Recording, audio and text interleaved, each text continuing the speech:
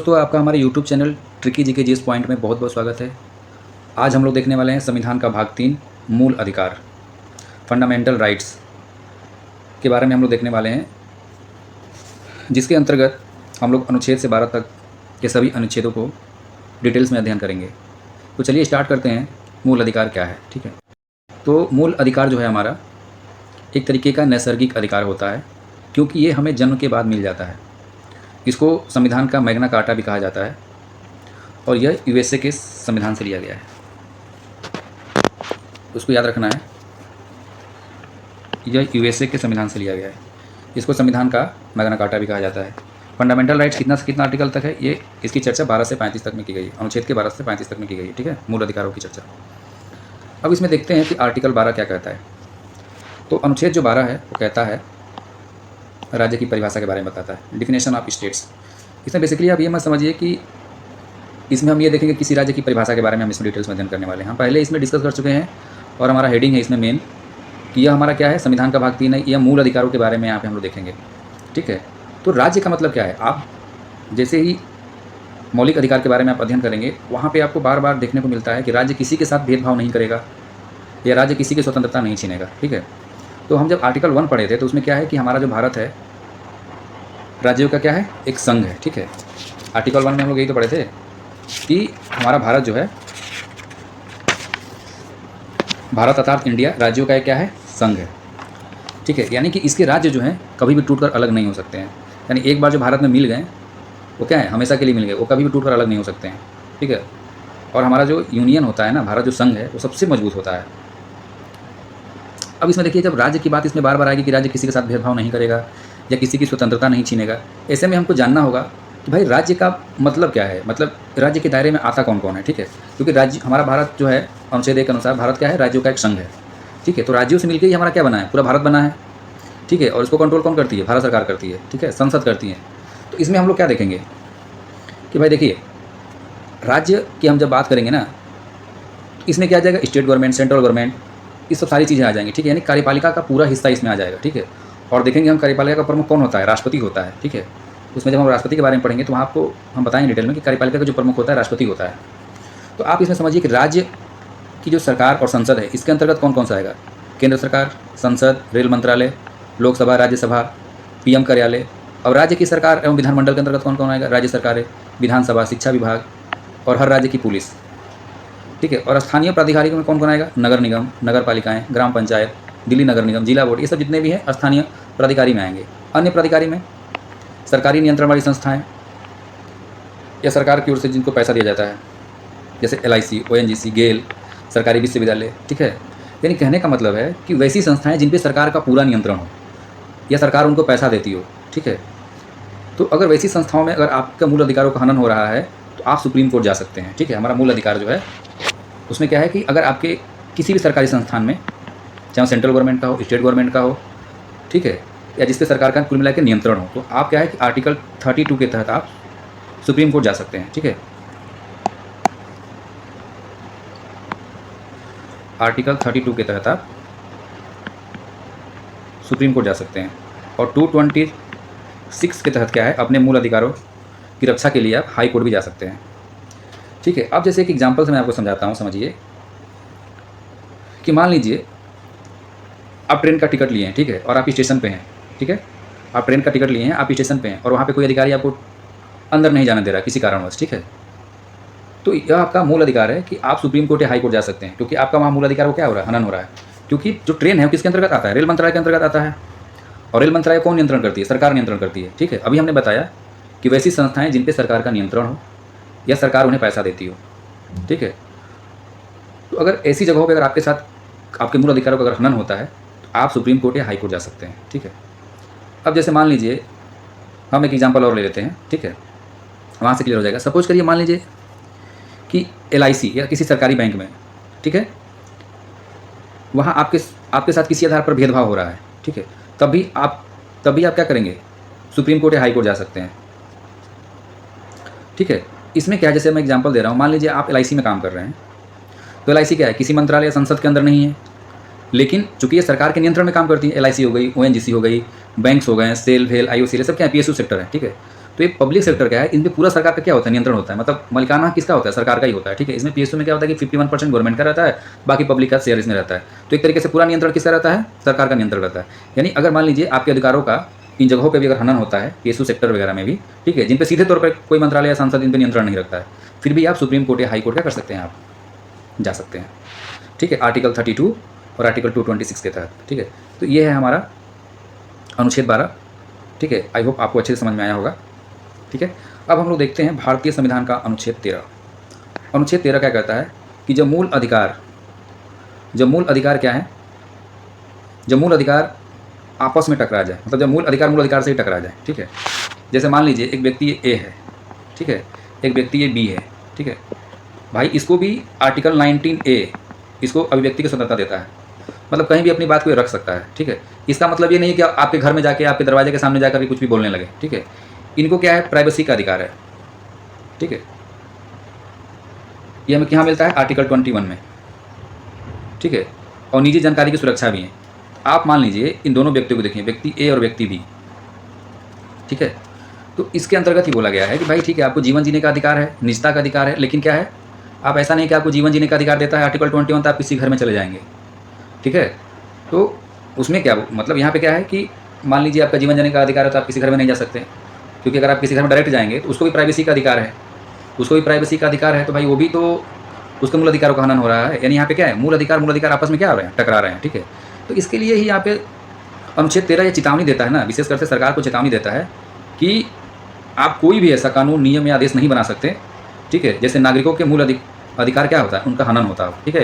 यदि सरकार ऐसा करती है तो कोर्ट उस कानून को क्या कर देगी, खत्म कर देगी या अमान्य घोषित कर देगी, ठीक है, जहाँ एक दूसरे का मूल अधिकार आपस में क्या हो रहे हो, टकरा रहे हो, ठीक है। आर्टिकल 13 यही कहता है, ठीक है। आपको समझ में आ रहा है, ठीक है। इस इमेज से आप देख रहे हो क्या हो रहा है, ये बैलेंस हो रहा है, ठीक है ना, ये बैलेंस हो रहा है दोनों, ठीक है। अब आगे हम लोग देखते हैं आर्टिकल 14, समानता का अधिकार, ठीक है। ये पूछता है बार बार, बहुत इंपॉर्टेंट है।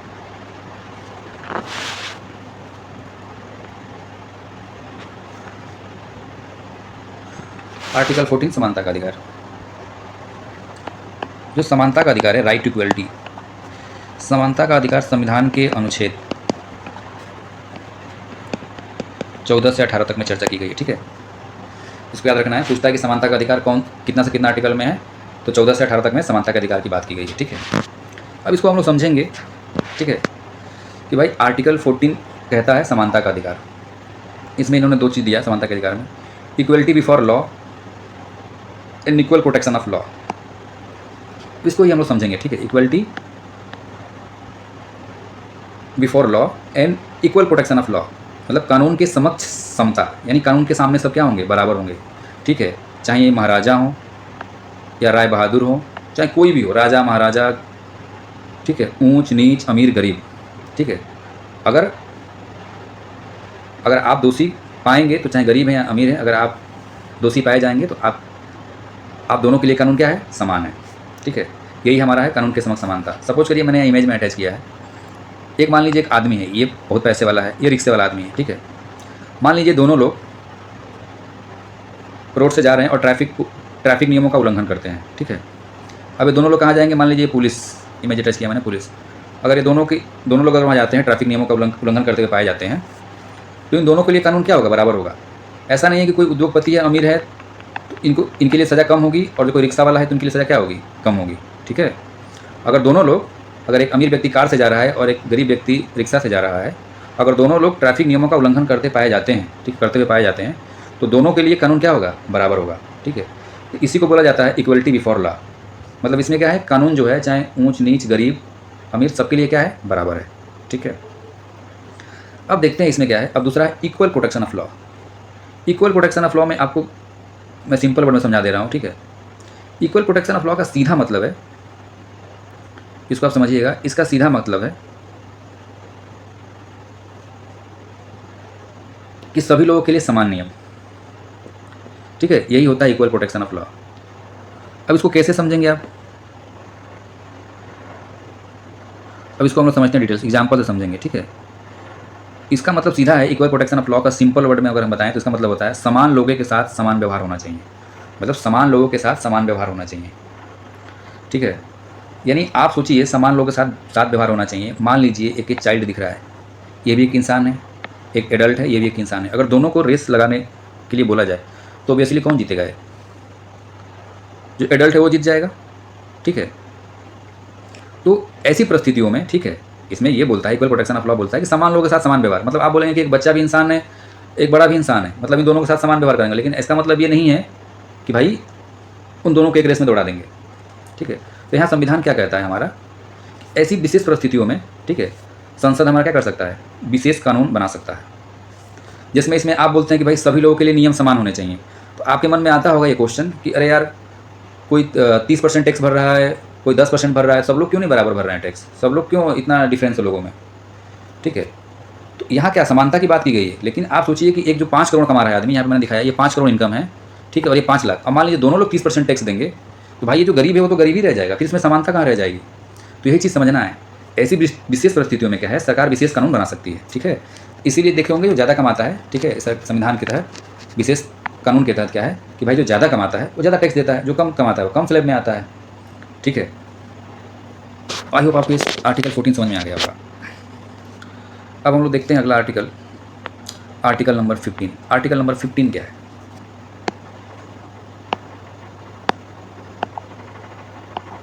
भारतीय संविधान का आर्टिकल 15 हम लोग देखेंगे, सार्वजनिक समानता, पब्लिक इक्वलिटी। आर्टिकल 15 क्या कहता है?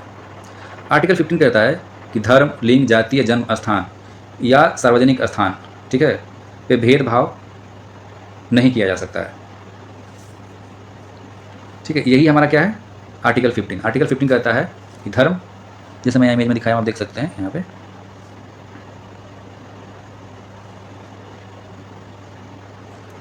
धर्म के नाम पर, जाति के नाम पर, लिंग यानी मेल फीमेल या जन्म स्थान, मतलब आप किसी विशेष राज्य में पैदा हुए हैं, इन सब के आधार पर आपसे भेदभाव नहीं किया जा सकता है। यदि कोई धर्म के नाम पर, जाति के नाम पर, मेल फीमेल के नाम पे या जन्म स्थान के नाम पे, अगर आपका स्टेट, आपका जिला, आपका राज्य, मतलब किसी भी अगर जन्म स्थान के नाम पर अगर कोई आपसे भेदभाव करता है तो आर्टिकल 15 का उल्लंघन माना जाएगा। इसके लिए आप सुप्रीम कोर्ट, हाई कोर्ट तक का दरवाजा खटका सकते हैं, ठीक है। सार्वजनिक, संरक्षित सार्वजनिक स्थान, इसका मतलब ये है कि चाहे कोई स्कूल हो, ठीक है, या कोई आश्रम हो, कोई यूनिवर्सिटी हो, ऐसी जगहों पर भी अगर आपसे धर्म, जाति, लिंग या जन्म स्थान के आधार पर आपसे भेदभाव किया जाता है तो आप सुप्रीम कोर्ट, हाई कोर्ट जा सकते हैं। जैसे आप किसी राज्य के निवासी हैं, उस राज्य के किसी विशेष, मतलब मान लीजिए आप वहाँ के राजधानी में पढ़ने के लिए गए और वहाँ पे कॉलेज में क्या है, अगर आपको लगता है कोई आपके साथ डिस्क्रिमिनेशन कर रहा है धर्म के नाम पे, जाति के नाम पे, जन्म स्थान के नाम पे, तुम तो इस जिला से आए हो, तुम तो इस जिला से आए हो, ऐसा है वैसा है, तो आप क्या कर सकते हैं, आप सुप्रीम कोर्ट जा सकते हैं, हाई कोर्ट तक जा सकते हैं। सरकारी कार्यालयों के लिए भी सेम है। अगर सरकारी कार्यालय में भी अगर आपके साथ धर्म, जाति, बार बार यहाँ देखना है, धर्म, जाति, लिंग, जन्म स्थान, ये जो इमेज अटैच किया ना, इस इमेज को आपको दिमाग में रखना है, ठीक है। आपको याद करने में आसानी होगी, एक लंबे टाइम तक आपको दिमाग में रहेगा, आप भूल नहीं पाएंगे यहाँ से। अगर इनमें से किसी भी चीज़ों पे अगर लगता है कि कोई आपके साथ डिस्क्रिमिनेशन कर रहा है तो आप सुप्रीम कोर्ट, हाई कोर्ट जा सकते हैं। पार्क, कोई घूमने की जगहों पर, ठीक है, अगर ऐसा आपको लगता है कि आपके साथ भेदभाव किया जा रहा है तो आप क्या कर सकते हैं, सुप्रीम कोर्ट, हाई कोर्ट जा सकते हैं, ठीक है। आर्टिकल 15 का उल्लंघन है, ठीक है। चलिए अब हम लोग देखते हैं आगे, आर्टिकल नंबर 16 देखते हैं। आर्टिकल 15 आपको समझ में आ गया होगा, ठीक है। अब हम लोग देखेंगे आर्टिकल 16 क्या कहता है। आर्टिकल 16 कहता है पब्लिक एम्प्लॉयमेंट, ये बोलता है लोक नियोजन में समान, मैंने अवसर की समानता, लोक नियोजन में अवसर की समानता, मतलब नौकरी में क्या है, समानता की बात की गई है, ठीक है। यही हमारा है आर्टिकल 16। अब ये समझेंगे कैसे आप आर्टिकल 16 को? समझने के लिए मैं देखिए, मैं बता रहा हूँ समझने के लिए क्या है, इसको कैसे समझेंगे आप। अब आपके मन में ये आता होगा कि लोक नियोजन में अवसर की समानता जब आर्टिकल 16 बोलता है तो जब कोई वैकेंसी आती है तो उसमें तो SC ST OBC, अभी नया EWS जुड़ गया है, तो इन सब में सीटें आरक्षित क्यों होती हैं? जब सबके लिए समान है तो ऐसा इसमें प्रावधान क्यों दिया गया है, ठीक है। तो आर्टिकल 16 में कुछ चीज़ें जुड़ी गई हैं, उसी के तहत ये सब रिजर्वेशन, ठीक है, ये सब चीज़ों को दिया गया है, उसी को हम लोग समझेंगे यहाँ पे, डिटेल में समझेंगे आर्टिकल 16 में क्या है, ठीक है।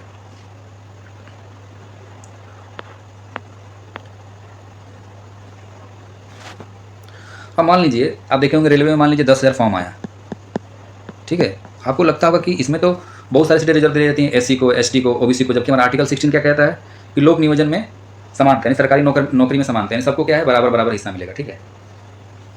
अब देखिए इसमें क्या होता है ना कि आर्टिकल जो 16(1) और 16(2) इसमें जो है, और इसमें हम अपवादों को भी पढ़ेंगे, ठीक है। अब जैसे देखिए आर्टिकल 16(1) और 16(2) यह क्या बोलता है कि आप जो है, जैसे आर्टिकल 16(1) और 16(2) क्या बोलता है कि सरकार या सरकारी संस्थाएं किसी भी नागरिक के साथ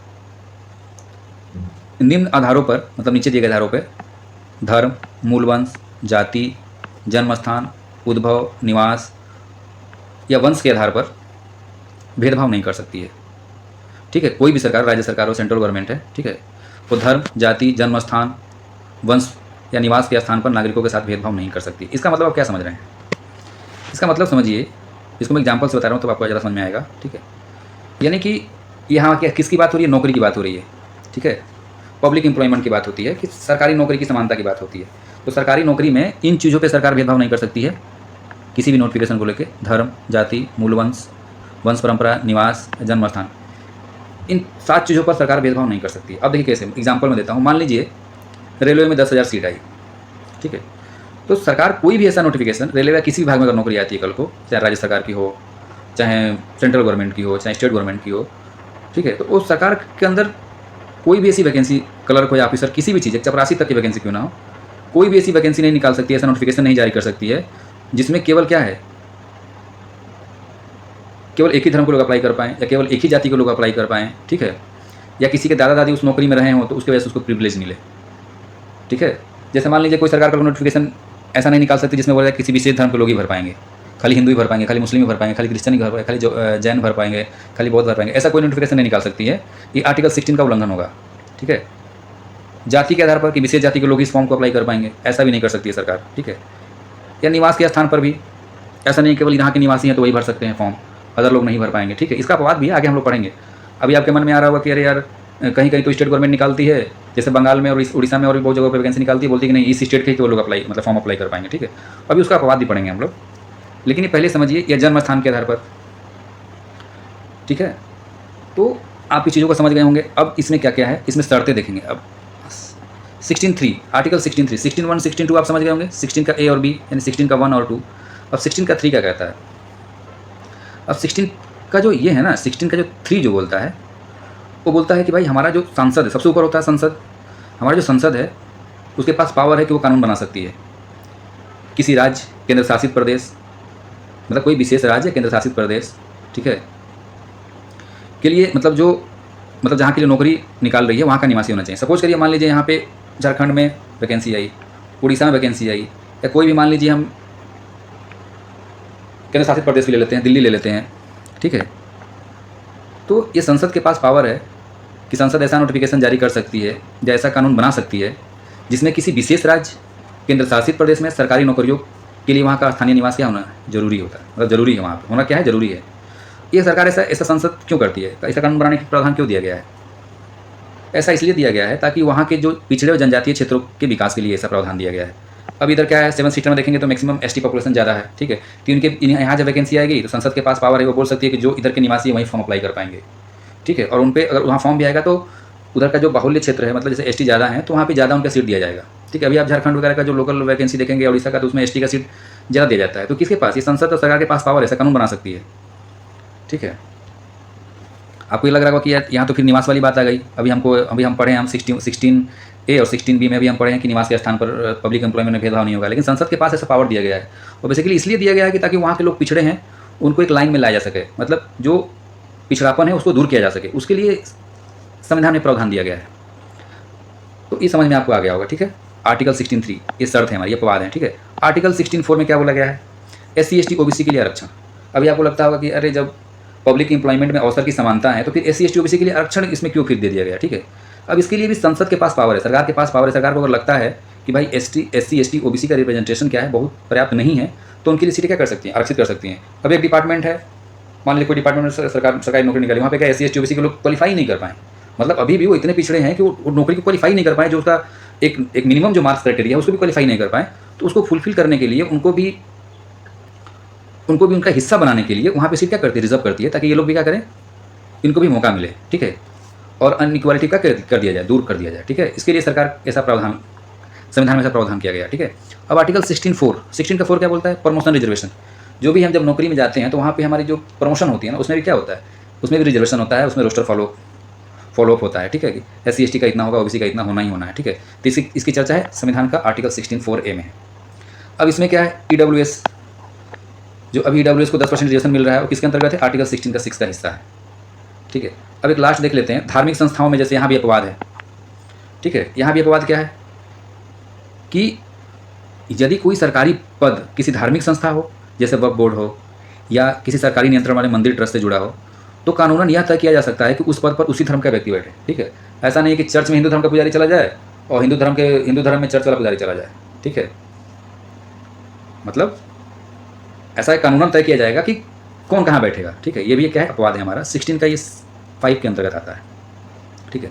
तो आर्टिकल 16 आपको आई होप समझ में आ गया होगा अच्छे से। अब आते हैं आर्टिकल 17। आर्टिकल 17 क्या कहता है? आर्टिकल 17 क्या कहता है? अस्पृश्यता का अंत, एबोलिशन ऑफ अनटचेबिलिटी, यानी छुआछूत का अंत, ठीक है। इसमें बेसिकली आप सिंपल समझ सकते हैं कि इसमें कुछ अपवाद भी है, पर संविधान पढ़ेंगे तो उसमें कुछ अपवाद भी हमको देखने को मिलेगा। इसमें देखिए जैसे कि आर्टिकल 17 क्या बोलता है, एबोलिशन ऑफ अनटचेबिलिटी।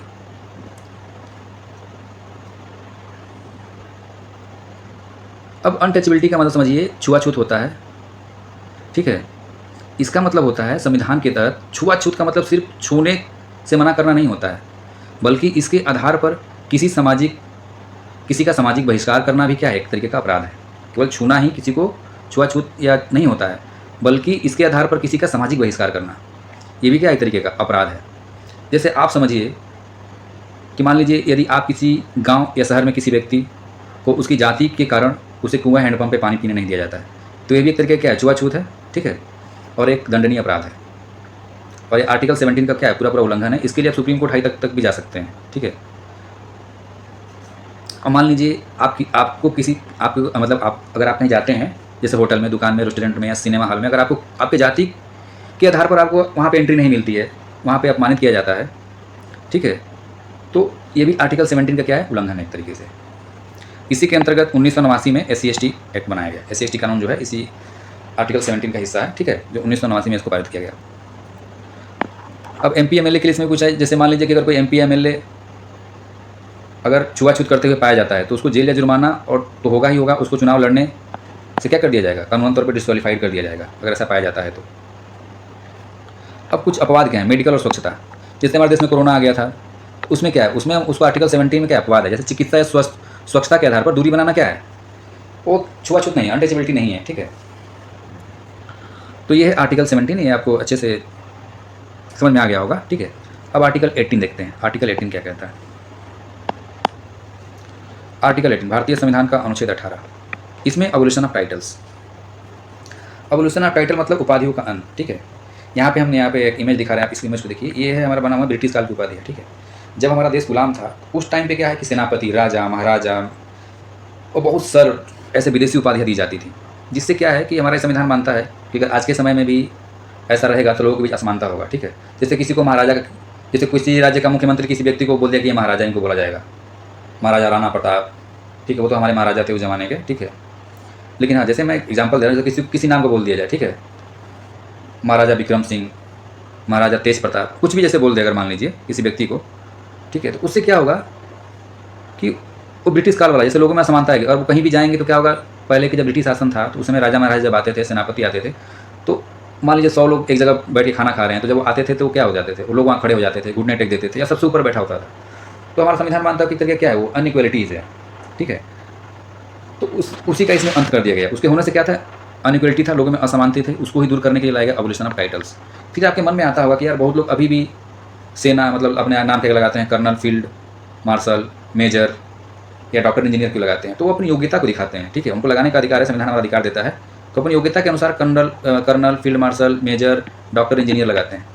वो उपाधियों को नहीं दर्शाता है, वो उनकी शैक्षिक योग्यता को दर्शाता है, ठीक है। इसी में बोला गया है विशेष स्थिति में कि विदेशी नागरिक जो भारत सरकार के अधीन पद पर हो, राष्ट्रपति की पूर्व अनुमति के बिना कोई विदेशी उपाधि या उपहार ग्रहण नहीं कर सकते हैं, ठीक है। अगर मान लीजिए हमारा देश का कोई व्यक्ति है, अगर उसको किसी विदेशी में कोई अगर सम्मानित किया जा रहा है, कोई उपाधि दी रही है, तो पहले राष्ट्रपति से अनुमति लेना पड़ेगा, तब जाकर के वो राष्ट्रपति उनको अनुमति देंगी, तब वो जाकर के वो विदेशी उपाधि या उपहार स्वीकार कर सकते हैं, ठीक है। बिना उनकी अनुमति के आप नहीं ले सकते हैं।